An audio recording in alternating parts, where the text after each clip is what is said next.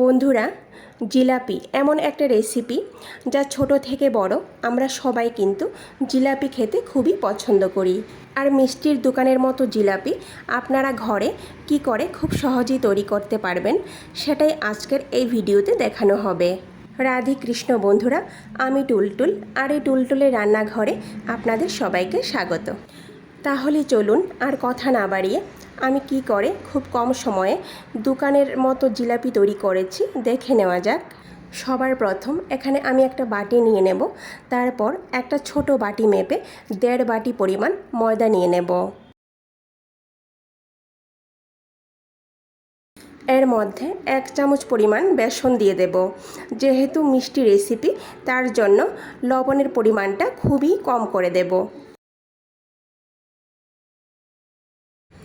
1.5 বাটি ময়দার জন্য এখানে আমি 3 চামচ পরিমাণ ঘি দিয়ে দেব।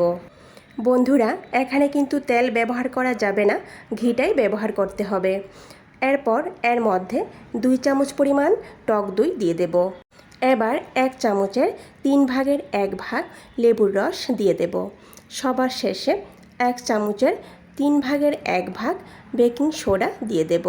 বেকিং পাউডার কিন্তু এখানে দেব না, সোডা দিয়ে দেব। আর যেই বাটি মেপে আমি ময়দা নিয়েছিলাম সেই বাটির 1 বাটি এখানে জল নিয়ে নেব। জলটা আমি একসঙ্গে ঢেলে দেব না, অল্প অল্প করে ঢালবো আর এইভাবে মেশাতে থাকবো। বন্ধুরা, জিলাপির ব্যাটার কিন্তু এখানে একদম পাতলা হবে না বা একদম ঘন হবে না, আপনারা দেখে বুঝতে পারবেন ব্যাটারের ঘনত্বটা। এবার আমি এই ব্যাটারটাকে একটানা এক নাগাড়ে 10 মিনিট ধরে ফেটাতে থাকবো। এই দেখুন বন্ধুরা, ব্যাটারের ঘনত্ব এর থেকে কিন্তু বেশি ঘন বা পাতলা হবে না। 10 মিনিট ভালো করে ফেটিয়ে নেওয়ার পর 15 মিনিটের জন্য ঢেকে রেখে দেব।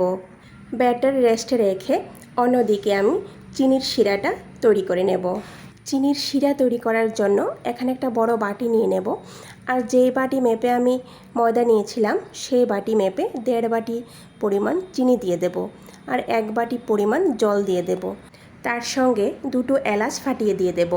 এবার গ্যাস অন করে চুলার মধ্যে বাটিটা বসিয়ে দেব।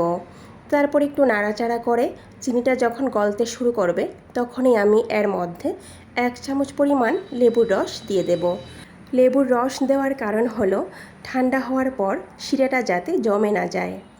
এবার কম আঁচে 7 থেকে 8 মিনিটের মতো ফুটিয়ে নেব। এবার আমি এর মধ্যে খুবই সামান্য পরিমাণ অরেঞ্জ ফুড কালার দিয়ে দেব।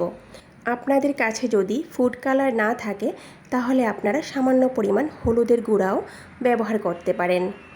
এখানে চিনির রসটাকে 1 তার বা 2 তার করার কোনো দরকার নেই।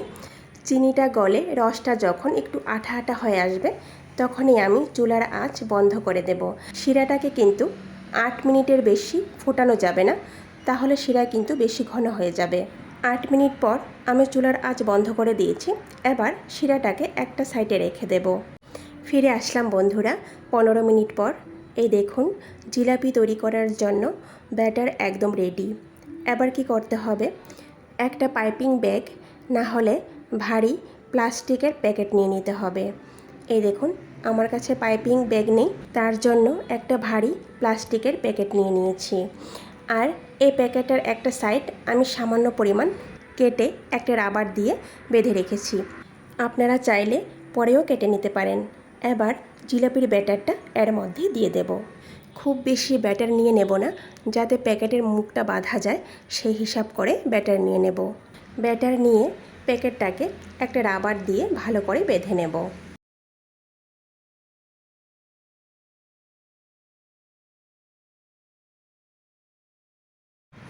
এবার প্যাকেটের নিচে বাঁধা রাবারটা খুলে নেব।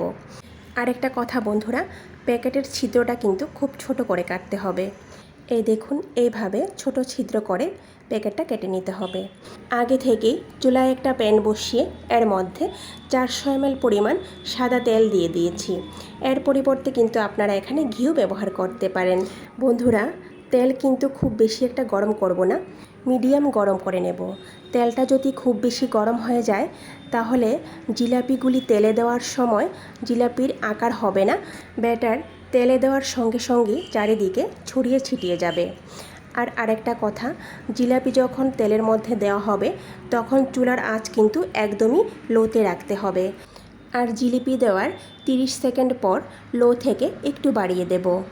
আর জিলিপি দেওয়ার সঙ্গে সঙ্গে কিন্তু নাড়াচাড়া করব না, কিছুক্ষণ পর হালকা হাতে উল্টে পাল্টে একটু লাল হওয়া পর্যন্ত ভেজে নেব। বেশি লাল করে কিন্তু ভাজবো না, সামান্য যখন একটু লালচে ভাব আসবে তখনই আমি জিলিপিগুলি তেল ঝরিয়ে উঠিয়ে নেব।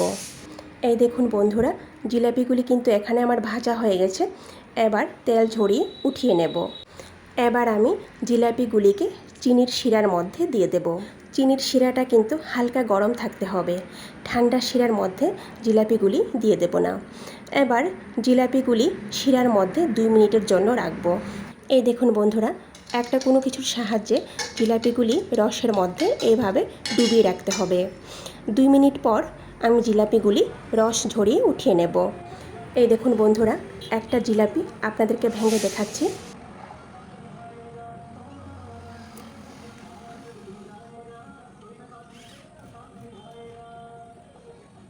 ভিডিওটি সম্পূর্ণ দেখার অনুরোধ রইল।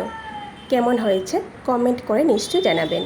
আর যদি ভালো লেগে থাকে তাহলে সবার শেষে লাইক, শেয়ার আর সাবস্ক্রাইব করে দেবেন। নমস্কার।